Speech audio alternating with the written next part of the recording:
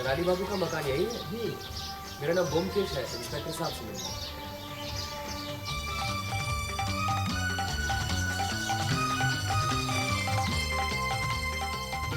सोच समझ के ठीक से जवाब देना। जरा भी झूठ बोले ना तो सीधा हथकड़ी पहना दूंगा, समझे? जी हुजूर। ओह, तो आ गए आप। कहिए इंस्पेक्टर सेन, कैसे याद किया? बैठिए। कमिश्नर साहब चाहते हैं कि आप भी कुछ छानबीन करें, इसलिए बुलाया है। उनका हुक्म सराखों पर, आप भी देख लीजिए। लेकिन नया क्या देखेंगे आप? एक मामूली खून का मामला है। खूनी कौन है वो भी पता चल गया है। खून किसका हुआ है? इस मकान के मालिक कराली बाबू का। केस सीधा साधा सा है। कराली बाबू के एक भांजे साहब है मोतीलाल, इसी मकान में रहते हैं। वही कल रात से खून करके गायब है। आप जरा खुलासा तो बताइए। इस मकान के मालिक कराली बाबू यहाँ के प्रतिष्ठित लोगों में से हैं। अब कहाँ है थे। कलकत्ते में उनके 3-4 और भी मकान हैं और बैंक में बड़ी मोटी रकम भी। लेकिन न बीवी है न बच्चे, और अमीर होने के नाते रिश्तेदारों की कोई कमी नहीं है। देखिए ना, इसी मकान में इनके साथ 5 व्यक्ति और पलते हैं। 3 भांजे, मक्खनलाल, मोतीलाल और चुनीलाल, और उनकी बड़ी साली के 2 बच्चे, लड़का सुकुमार और लड़की सत्यवती। कराली बाबू थे बड़े गुस्से वाले और सनकी भी। बस आए दिन अपनी वसीयत बदलते रहते थे। उनकी अलमारी से 3 वसीयतें मिली। पहली में उन्होंने मक्खनलाल को वारिस बनाया, दूसरी में मोतीलाल को, और तीसरी में सारी जायदाद सुकुमार के नाम कर दी। पर ऐसा क्यों? जिससे नाराज हुए उसे वसीयत से निकाल दिया। इसी वसीयत को लेकर कल दोपहर मोतीलाल और कराली बाबू के बीच में झगड़ा हुआ था। अब मोतीलाल भी गरम मिजाज का आदमी है और पीने का भी शौकीन। कल रात 12 बजे से वो गायब है। घर के 2 नौकरों ने उसे रात को दाते देखा है, और आज सुबह कराली बाबू की लाश उनके कमरे में मिली। अब तो साफ जाहिर है कि खूनी कौन है। जरा 1 मिनट, पहले इससे निपट लूं। हाँ, तो कल रात को मोतीलाल को कितने बजे बाहर जाते देखा? रात के 12 बजे के बाद। तुमने मोतीलाल को सीढ़ी से उतरते देखा? जी नहीं हुजूर, जब वो दरवाजे से बाहर निकले तब देखा। ऊपर से उतरते क्यों नहीं देखा, बोलो? उस वक्त हुजूर मैं पड़ोस में गांजे का दम मार रहा था। हाँ, बाहर का दरवाजा खुला था। जी। तुम कितने बजे घर वापस आए? मोती बाबू के जाने के आधे घंटे बाद मैं वापस आ गया था। तब तक सुकुमार बाबू वापस आ गए। वो अब ये सुकुमार बाबू कहाँ से आटप के? वो मैं नहीं जानता हुजूर। सुकुमार बाबू कितने बजे वापस आए? मोती बाबू के जाने के 10-15 मिनट बाद ही। अब चलिए घर वालों से भी मुलाकात कर लें। कराली बाबू की लाश उनके कमरे में होगी ना? हाँ चलिए, तुम सब यही रहना, समझे?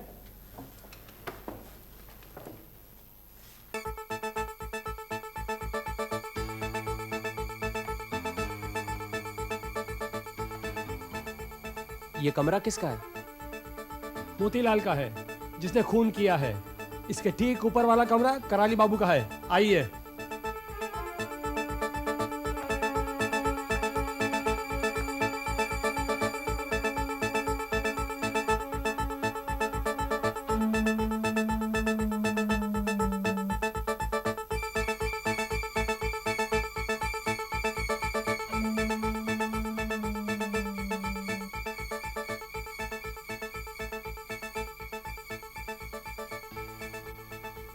आधी चाय प्लेट में छलकी और आधी कप में।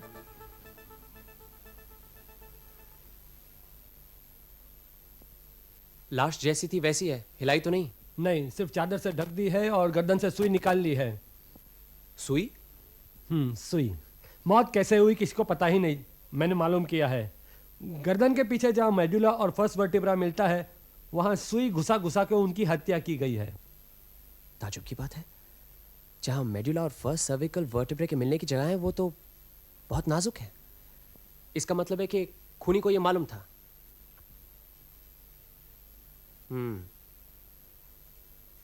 मोतीलाल के खिलाफ गिरफ्तारी का वारंट निकलवा दिया? हाँ, दोपहर तक पकड़ा जाएगा। जाएगा कहाँ? क्या काम करता है वो? कुछ नहीं, अनपढ़ गवार, 3rd क्लास तक पढ़ा होगा। मामा का माल उड़ा रहा है और यहाँ वहाँ लोफरी करता फिरता है।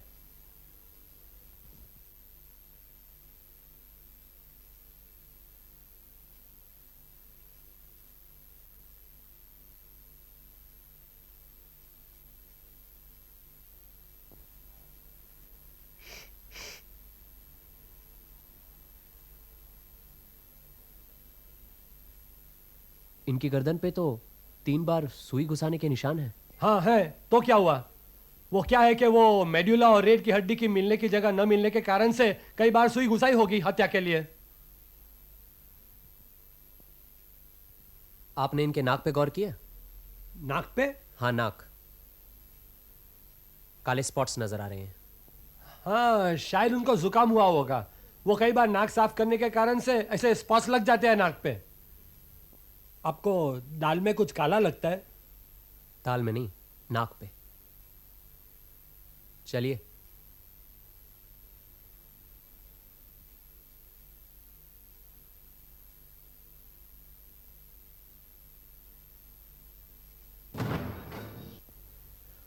वो जो सुई आपके पास है वो जरा दीजिएगा।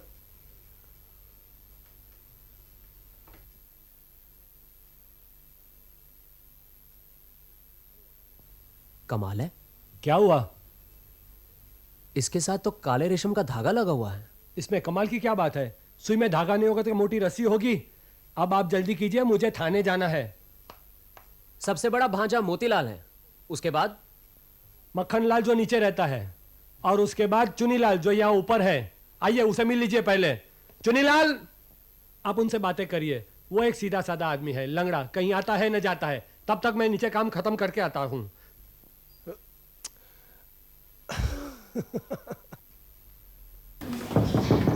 अंदर आ जाइए, दरवाजा खुला है। आप ही चुनीलाल? जी हाँ, मैं ब्योमकेश, आपसे ब्योमकेश बख्शी, सत्यान बख्शी, बैठिए ना। मैंने समझा आप सीआईडी के आदमी हैं। पुलिस को तो आपने सब कुछ बता ही दिया होगा, फिर भी आपसे 2-1 सवाल पूछना चाहता हूँ। हाँ हाँ, शौक से। आप खुद चलकर आए हैं, ये मेरे लिए सौभाग्य की बात है। और आप जरूर अजीत बाबू हैं। जी हाँ। आपको तो मालूम ही होगा कि पुलिस का सारा शक आपके बड़े भाई मोतीलाल पर है। जी हाँ, मालूम है। भैया झगड़ालू और गुस्सेबाज जरूर हैं, लेकिन वे मामा का खून कभी नहीं कर सकते। इतनी बड़ी जायदाद से हटा दी गए हैं, इसी गुस्से से शायद अपने मामा का खून करने पर उतर आए हैं। जायदाद से तो हम तीनों भाइयों को हटाया गया है, फिर उन पर ही शक क्यों हो रहा है? अच्छा ये बताइए, कराली बाबू सबसे ज्यादा किसको पसंद करते थे? हम 5 जन यहाँ रहते हैं, और मामा किसको कितना प्यार करते थे ठीक से कहा नहीं जा सकता। वैसे मामा बहुत कड़े स्वभाव के आदमी थे। उनके मन में क्या है किसी को भी पता नहीं चलता था। हाँ, सत्यवती उनका हमेशा ख्याल रखती थी, शायद उससे ही ज़्यादा प्यार होगा। और आपसे? मैं अपंग हूँ, इसलिए मुझसे कुछ हमदर्दी हो सकती है। आज मामा इस दुनिया में नहीं है, मैं उनके खिलाफ कुछ नहीं कहना चाहता। वो तो हमारे अन्नदाता थे। वो अगर हमें आश्रय नहीं देते तो आज हम सब फुटपाथ पर होते। उन्होंने अपनी आखिरी वसीयत में सुकुमार को सब कुछ दे दिया है, मालूम है? जी हाँ, मालूम है। सुकुमार हर तरह से लायक है, पढ़ा लिखा है, आगे डॉक्टर बनेगा। हम तीनों भाई तो यूं ही हैं, लेकिन इससे मामा के मन में क्या था कुछ पता नहीं चलता। और इस घर में कोई भी ऐसा आदमी नहीं है जिसके नाम कभी न कभी वसीयत न बनी हो। अब तो सुकुमार को सब कुछ मिलेगा। ऐसी हालत में आप क्या करेंगे? अगर सुकुमार भैया यहाँ आश्रय देते हैं तो यहीं रुकूंगा, नहीं तो चला जाऊंगा। और कर भी कह सकता हूँ। आप बता सकते हैं कराली बाबू का खून रात कितने बजे हुआ? कोई आवाज वगैरह सुनी? हो सकता है रात खत्म होने से पहले, या अरे आप अभी तक यहीं हैं? चलिए चलिए। कराली बाबू का खून कब हुआ था? रात को 12 बजे हुआ या रात को 4 बजे हुआ, क्या फर्क पड़ता है? आइए, देर हो रही है। ये सुकुमार का कमरा है और पास में उसकी बहन सत्यवती का। सुकुमारी एक पढ़ा लिखा समझदार आदमी है। चलिए नीचे मक्खनलाल से मिल लेते हैं, वो टेढ़ी खीर है। चलिए। ऊपर आई गई है तो इन भाई बहन से भी मिल लेते हैं, हर्ज क्या है? ओह, आप लोग भी बस।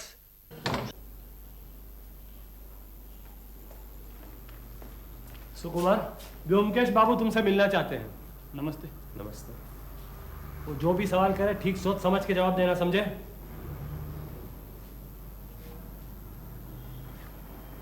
कल रात को आप कहाँ गए थे? सिनेमा गया था। कौन सा सिनेमा? चित्रा। अरे ये तुमने मुझे पहले क्यों नहीं बताया? आपने पूछा ही नहीं और मैंने भी ज़रूरी नहीं समझा। क्या जरूरी है और गैर जरूरी है उसका फैसला हम करेंगे। तुम्हारे पास कोई सबूत है तुम चित्रा सिनेमा गए थे?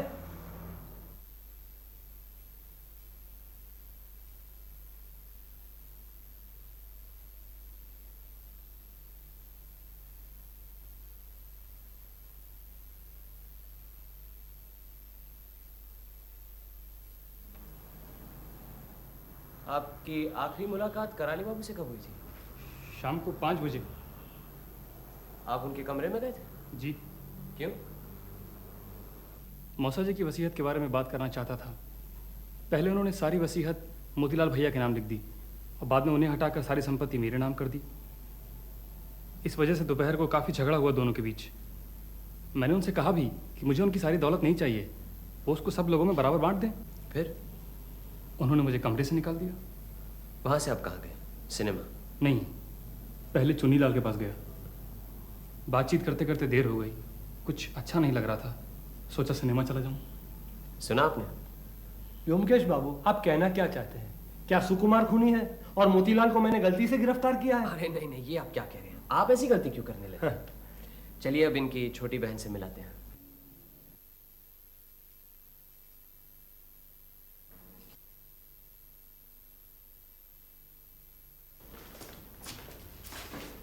आपको तकलीफ देने आए हैं।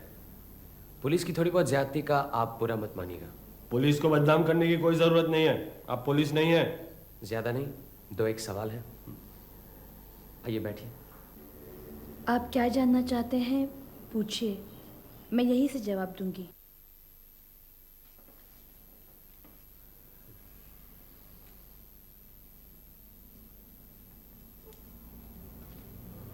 आप ही रोज सुबह चाय लेकर कराली बाबू से मिलती थी। आज सुबह चाय देते समय आपको पहली बार पता चला कि कराली बाबू गुजर चुके हैं। इससे पहले कुछ नहीं मालूम था। रात को कराली बाबू के कमरे का दरवाजा खुला था? हाँ, इस घर में किसी को भी रात में दरवाज़ा बंद करके सोने की इजाज़त नहीं है। इसका मतलब है कराली बाबू रात को कमरे का दरवाजा खुला रखकर सोते थे और ये सबको मालूम है।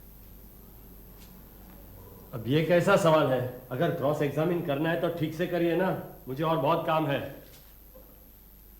देखिए इंस्पेक्टर सेन, अगर आप दखलंदाजी करेंगे तो मुझे मजबूरन कमिश्नर साहब से कहना पड़ेगा कि आप मेरी तहकीकात में रोड़ा डाल रही हैं।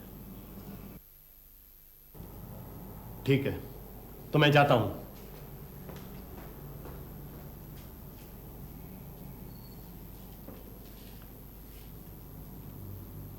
आप कराली बाबू की मौत की खबर सुबह से पहले नहीं जानती थी। जरा फिर सोचकर बताइए। सोचकर ही बता रही हूँ, नहीं जानती। चाय जब देने गई तो तश्तरी में कैसे छलक गई? वो जब देखा वो गुजर गए हैं तो घबराहट में चाय तश्तरी में गिर गई होगी। पर जब गुजर गए हैं पता चला तो चाय वहां क्यों रखाई? घबराहट में कुछ समझ में नहीं आया, क्या करूं। कल से मेरी तबीयत भी ठीक नहीं है।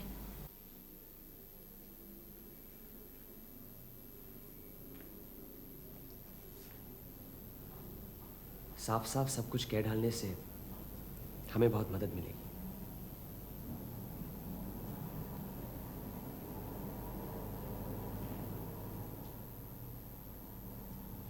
आप सब कुछ नहीं बताएंगे? और मुझे कुछ नहीं मालूम।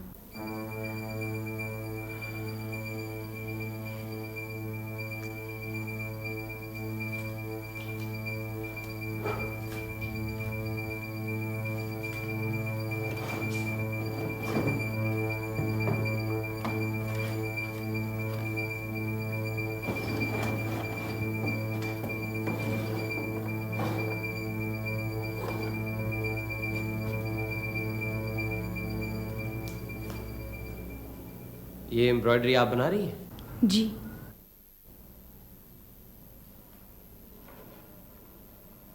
ये लाल नीले पीले काले धागे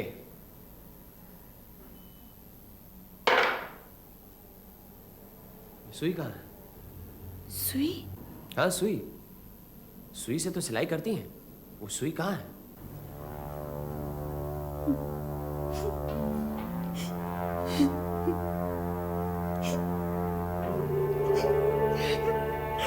भैया। सत्या, सत्या, अच्छा नहीं किया आपने। मुझे सब कुछ बता सकती थी। मैं पुलिस थोड़ी हूं, ये तो आपको मालूम है। बताने से शायद आपको भी फायदा होता। चलो अजीत।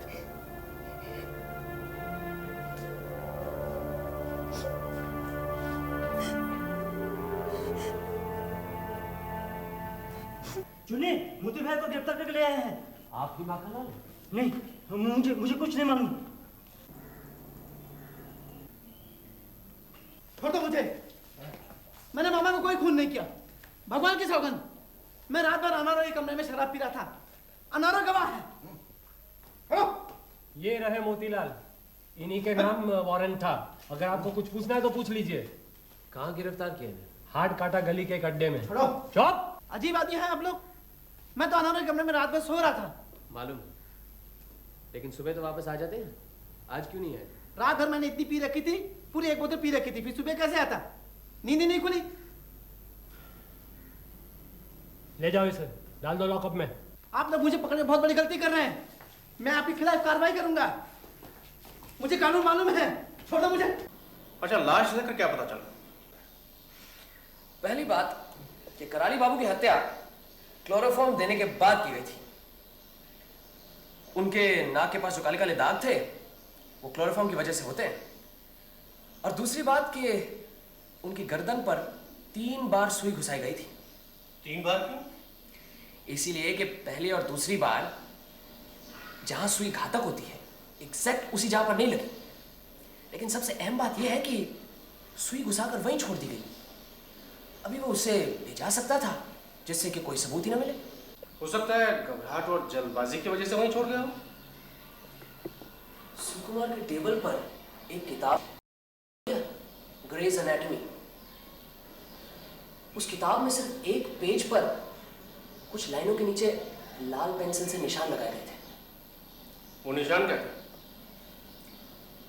मेडुला और फर्स्ट वर्टिब्रे के मिलने की जगह पर अगर आघात हो किसी भी वजह से, फौरन मृत्यु हो जाती है। क्या कह रहे हो? तुम्हारा मतलब है कि... लेकिन ताजुब की बात यह है कि सुकुमार के टेबल पर लाल पेंसिल तो मिली नहीं। ये लीजिए, तीनों वसीयतनामे। ये तीसरा सुकुमार के नाम है, ये आखिरी वसीयत है। देख लीजिए आपको क्या देखना है।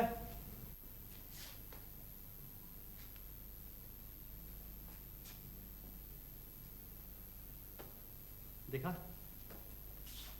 चलिए जरा सुकुमार के कमरे की तलाशी ले ली जाए। अब तलाशी लेना जरूरी है। जी। क्या ढूंढेंगे आप वहां? क्या मानो, कुछ भी मिल सकता है? कुछ नहीं भी मिल सकता है। क्यों नहीं?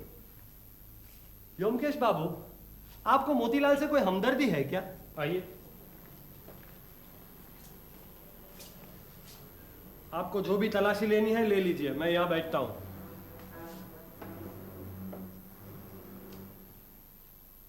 ये अलमारी खुली है जी हाँ, और उन बक्सों की चाबी? वो सामने बुक केस पर है। आप जाइए जरा नीचे बैठिए जब तक कि हम न बुलाएं। जी। आइए, इस अलमारी की पूरी तलाशी लीजिए अजीत।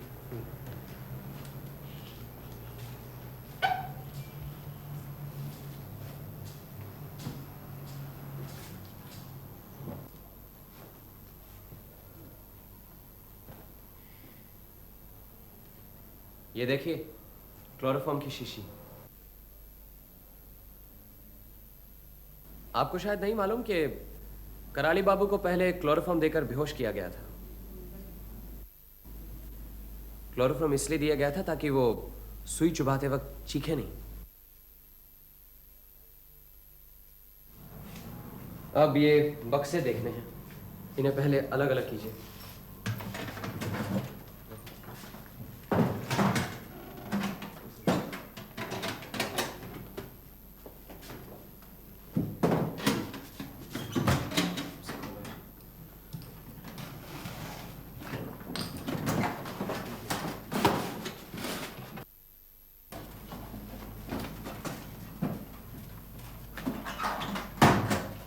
ये देखिए, दूसरा वसीयतनामा। तारीख क्या है देखना। परसों की, जिस दिन कराली बाबू की हत्या हुई। और ये वसीयतनामा चुनीलाल के नाम पर है।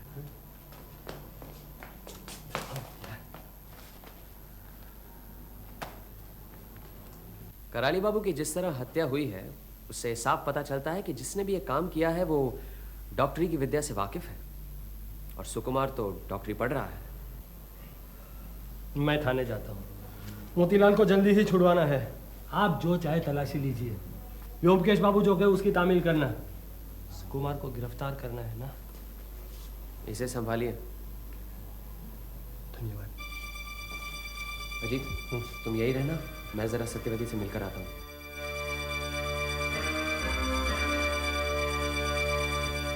आप मेरे भैया को बचा लीजिए। देखिए, और हमें कुछ नहीं चाहिए। हम जिंदगी भर आपका एहसान नहीं भूलेंगे। देखिए, आप धीरज रखिए। अगर आपके भैया सचमुच निर्दोष हैं तो उन्हें कुछ नहीं होगा। मैं उन्हें बचाने की पूरी कोशिश करूंगा, लेकिन मेरे भैया ऐसा काम कभी नहीं कर सकते। वो तो कभी एक मक्खी भी नहीं मार सकते। मैं आपके पैर पड़ती। ये क्या कर रही है? कहिए आप मेरे भैया को छोड़ देंगे? बैठिए, अब बैठिए यहाँ पर। आप गलती कर रही हैं। सुकुमार को छोड़ने का जिम्मा पुलिस का है, मेरा नहीं। मैं कोशिश कर सकता हूं, लेकिन कोशिश करने के लिए मुझे सब कुछ जानना जरूरी है। अगर आप कुछ छुपाएंगी तो मैं आपकी मदद कैसे करूंगा?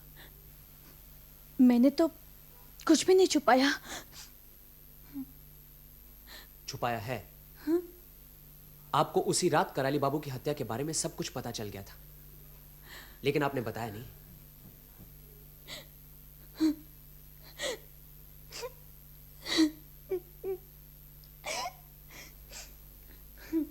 अब आप सब कुछ बताएंगी?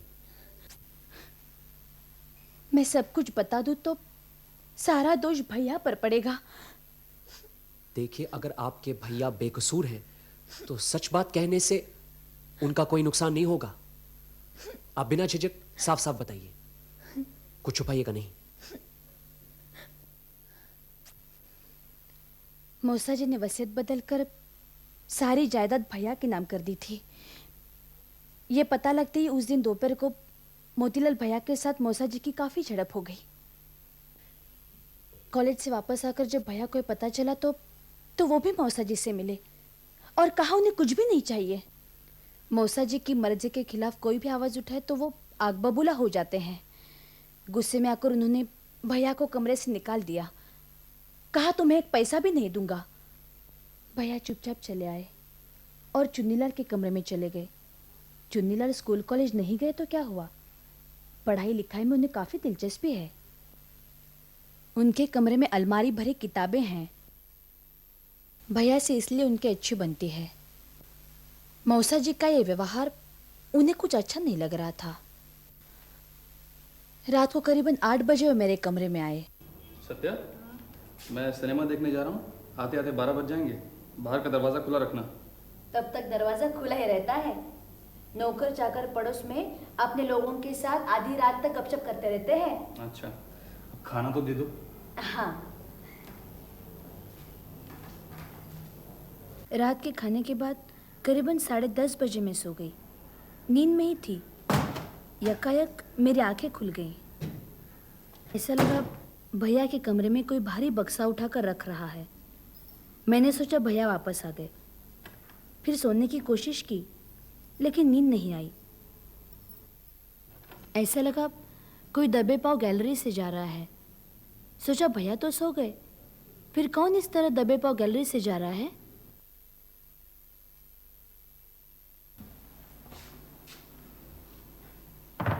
आपको पूरा यकीन है आपके भैया ही अपने कमरे में गए? हाँ, भैया ही थे। अच्छा, तब समय क्या होगा, आप कुछ कह सकती हैं?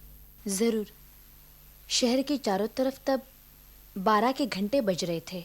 फिर भैया 15 मिनट पहले आ गए। उनके कमरे से आवाज सुनी, फिर वो कहाँ निकल गए, मुझे कुछ समझ में नहीं आया। तब ख्याल आया जरूर मौसा जी को देखने गए होंगे। मौसा जी को रात को कभी कभी गठिया का दर्द होता है, नींद नहीं आती, तब उन्हें दवाई देनी पड़ती है ताकि वो सो जाएं। इसलिए मैं उसी वक्त मौसा जी को देखने चली गई। उनके कमरे का दरवाजा हमेशा खुला ही रहता है। अजीब से एक बू नाक में आई। मीठी मीठी? हाँ बिल्कुल ठीक, मीठी मीठी।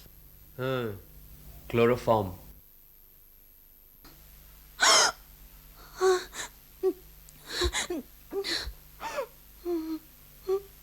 फिर सुबह किसी तरह से, जैसे मुझे कुछ मालूम ही नहीं, चाय लेकर मौसा जी के कमरे में चली गई। आप सचमुच बहादुर लड़की हैं। और कोई होती तो चीख पुकार, बेहोशी, हाय तौबा, न जाने क्या कुछ करती। लेकिन आपने सिर्फ भैया के लिए। अच्छा, मैं चलता हूं। आपने कुछ बताया नहीं?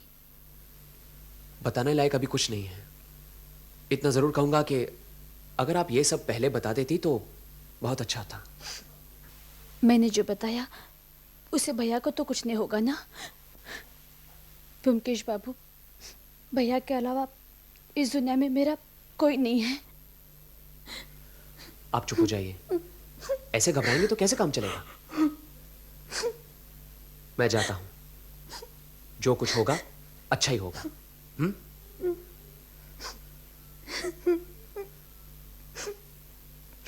मैं हूं ना।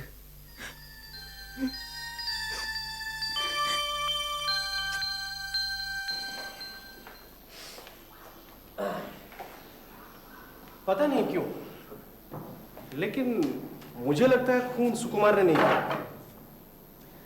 अच्छा अजीत, सत्यवती देखने में वैसे कुछ खास सुंदरी तो नहीं है, तुम्हें क्या लगता है? ये क्यों पूछ रहे हो? नहीं, यूं ही जरा लोग उसे दुबली कहेंगे, बदसूरत तो नहीं। सुकुमार को पकड़ कर ले गए। तुम्हें क्या लगता है कराली बाबू का खून सुकुमार नहीं किया है? चलो आज 9:30 के शो सिनेमा देखा थे। चित्रा में अच्छी पिक्चर लगी। अरे ये तो मैच होके गया। चित्रा में सिनेमा देखने के बाद पैदल कराली बाबू के यहाँ होएंगे। देखते कितना वक्त लगता है। क्यों?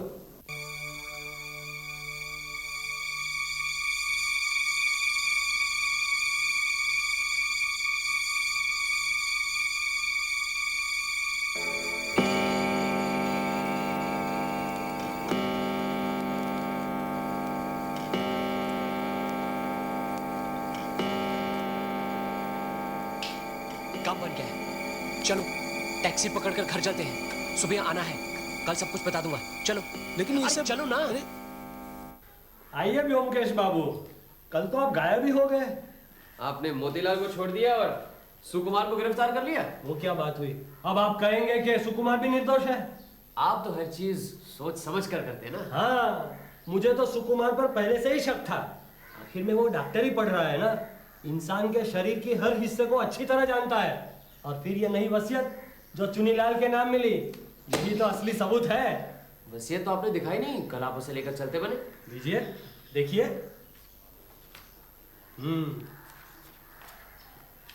देखिए। ये क्या? क्या हुआ? ये देखिए। क्या? मुझे तो कुछ भी दिखाई नहीं। नजर नहीं आ रहा ना? नहीं। यहाँ देखिए, गवाह के दस्तखत नहीं है। गवाह?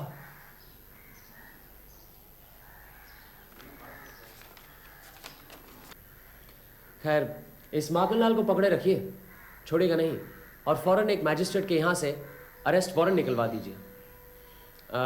फिलहाल आसामी का नाम लिखने की कोई ज़रूरत नहीं। चलो जी, हम ज़रा चुनीलाल से मिलाते हैं।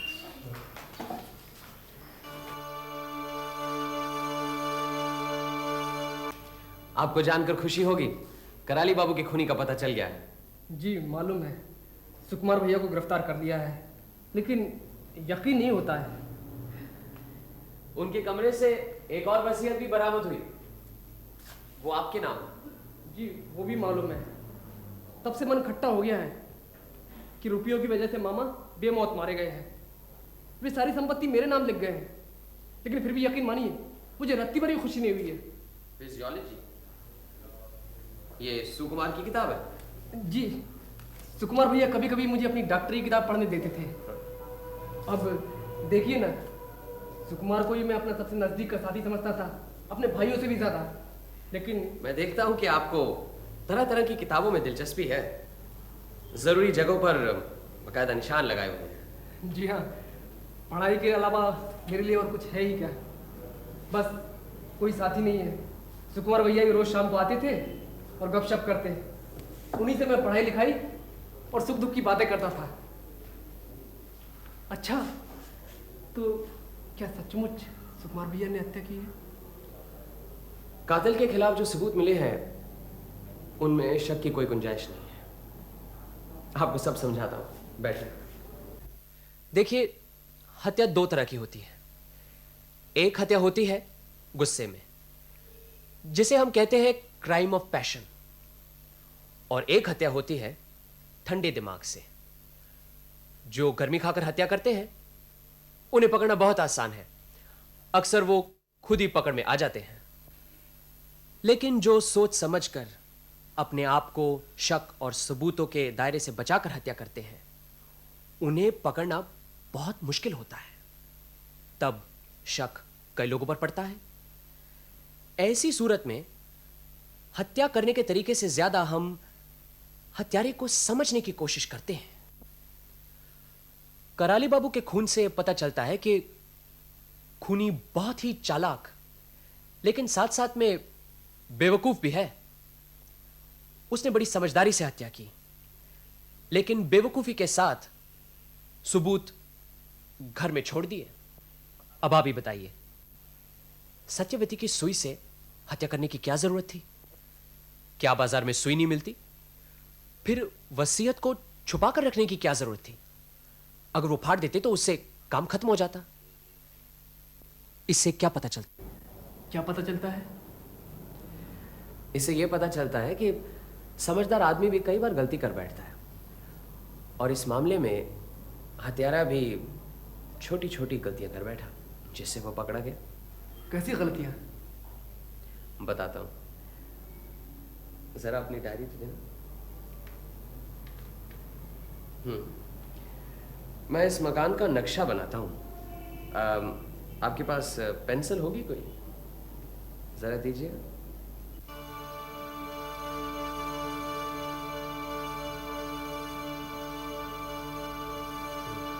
नक्शा रहने दीजिए, मैं यूं ही बताता हूं। खूनी ने 3 बड़ी बड़ी गलतियां की हैं। पहली, उसने ग्रे की एनाटॉमी की किताब में एक जगह लाल पेंसिल से निशान लगा दिए हैं। दूसरी, उसने बक्सा हटाते वक्त सावधानी से काम नहीं लिया, कुछ आवाज की। और तीसरी, उसे कानून के बारे में कुछ नहीं मालूम। कानून नहीं मालूम? नहीं। और इसी वजह से इतनी बड़ी साजिश आसानी से पकड़ी गई।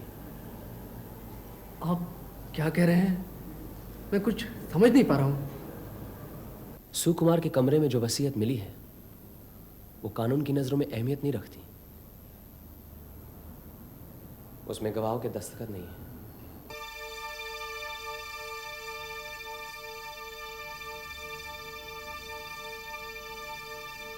कुछ कहना चाहते हैं चुनीलाल बाबू?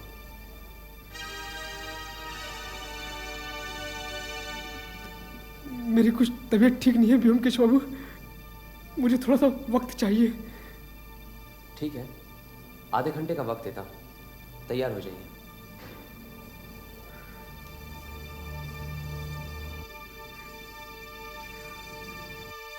क्लोरोफॉर्म कहां से मंगाया? माखनलाल से। आधे घंटे बाद आइए। माखनलाल जी चुनीलाल को आपने क्लोरोफॉर्म कब ला कर दिया? जी मुझे कुछ मालूम नहीं। सच सच बताइए, वरना ये वारंट आप ही के नाम लिखा जाएगा। दुआई हुजूर, मुझे कुछ मालूम नहीं। चुनीलाल ने मुझसे कहा उसे रात में नींद नहीं आती, 1 बूंद क्लोरोफॉर्म लेने से नींद अच्छी आएगी, इसीलिए। समझा। इंस्पेक्टर सेन, इन्हें जाने दीजिए। चलिए भागिए। वारंट आ गया? अभी नहीं, लेकिन ये वारंट है किसके लिए? उसी के लिए जिसने कराली बाबू का खून किया है। देखिए व्योमकेश बख्शी, ये मजाक का वक्त नहीं है। कमिश्नर साहब आपको चाहते हैं, इसलिए मैं आपको बर्दाश्त कर रहा हूं, लेकिन मेरा कोई मजाक उड़ाए ये मुझे बिल्कुल पसंद नहीं। ये मजाक बिल्कुल नहीं है, मैं ठीक कह रहा हूं। चुनीलाल ने कराली बाबू का खून किया है, ये वारंट उसी के लिए है। आप भी व्योमकेश बाबू। आप चलिए मेरे साथ, वो अभी अपना जुर्म कबूल करेगा, वरना अदालत में ये जुर्म साबित करना मुश्किल था। उसने आधे घंटे की मोहलत मांगी है, आधा घंटा हो गया है। चलिए।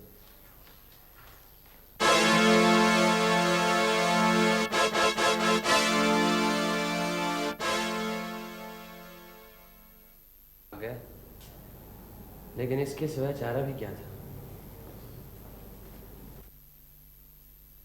यह चिट्ठी आपके नाम।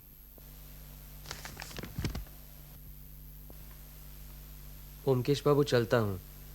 जब धन ही नहीं मिला फिर जिंदा रहकर क्या फायदा। मामा की मैंने हत्या की है, उसके लिए मुझे गम नहीं, लेकिन सुकुमार को दोषी ठहराना और उसे फांसी पर लटकाना मेरे लिए जरूरी हो गया था। उसका मुझे अफसोस है। आज कहने में मुझे कोई संकोच नहीं। मैं हमेशा सत्यवती को चाहता था और इस सारे षड्यंत्र में उसे पाने की इच्छा भी कहीं बहुत प्रबल थी।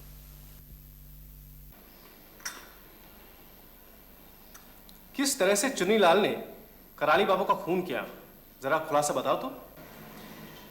चुनीलाल जैसे विकलांग लोगों में एक अजीब तरह की कमजोरी होती है। अपने बिगड़े हुए अंग पर वह कोई मजाक या चोट नहीं सह सकते।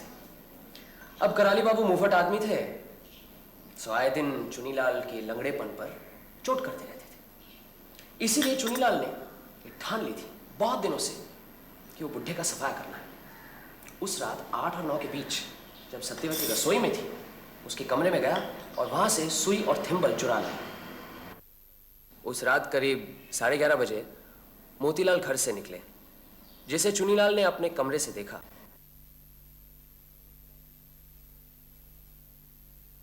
मोतीलाल के जाते ही वो कराली बाबू के कमरे में गया।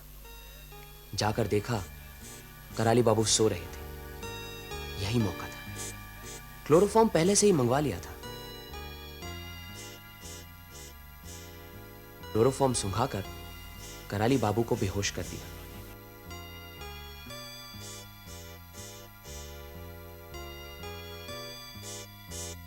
फिर अलमारी खोली और पास ही दराज से आखिरी वसीयत निकाली।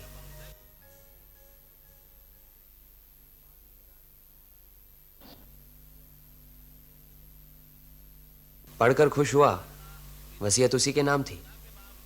वसीयत को अपने पास ही रखा और फिर ठान ली कि जो सोचा था उसे करने का वक्त आ गया है। बुड्ढे को फिर वसीयत बदलने का मौका नहीं मिलना चाहिए।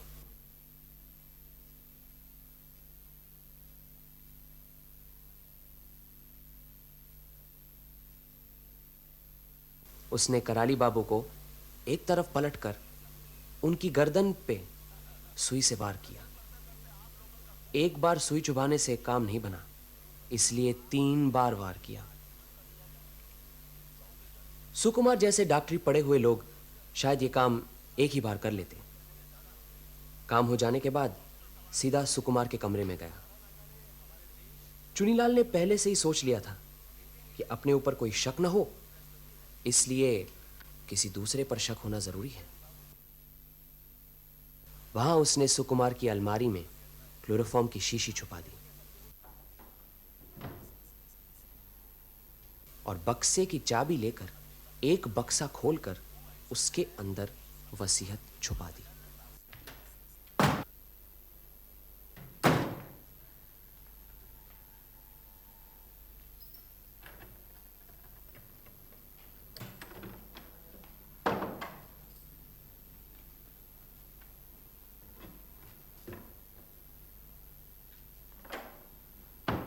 नई वसीयत पर गवाहों के दस्तखत क्यों नहीं थे? कराली बाबू ने रात को खाने के बाद वसीयत तैयार की होगी। हाँ। उन्होंने सोचा होगा सवेरे किसी के दस्तखत करवा लेंगे, लेकिन हाँ। अच्छा, सत्यवती से फिर कभी मुलाकात हुई? हाँ, कई बार।